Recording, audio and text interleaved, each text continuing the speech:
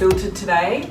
So, from my last post, I was asked a question which I thought was an interesting one, and it was, and I think you'll see it on the screen, but I'm just reading here, what kept you going or wanting to continue to chase your dreams when the world was falling apart and everything seemed so dull? So, I have to say that I could talk for quite some time about this because I think there's lots of elements to chasing dreams and what makes you not give up and keep persisting through.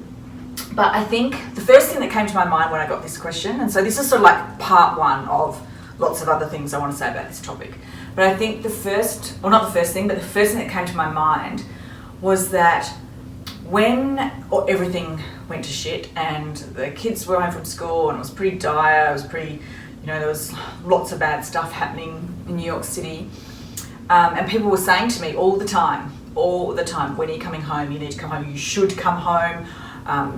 Are you making the right decision? Like lots of people making comments on what I should be doing. And the first thing that I thought when I'd get these comments was, you have no idea how much I sacrificed to get to this point. It was, I say 3 years, but it was really longer than that. But there was 3 years of so much sacrifice, and it was so hard to get to the point where I was here, set up, had the boys here.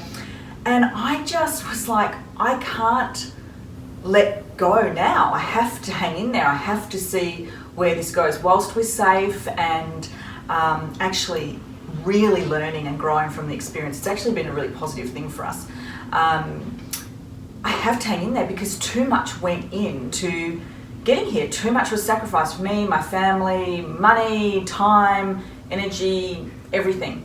And so it made me think when I heard this question, and as I said, lots of parts to answer this, but I think what will stop you from giving up early or giving up at all on your dreams is how hard it is to actually get to a point where you are ready to go for it. So me being ready to go for it was when I finally got here with the kids, and it took so much to get there that I couldn't just stop. But if that had been really easy, if it had just been able to like get on a plane, we all get here and it was just simple, maybe it would have been easier to give up on.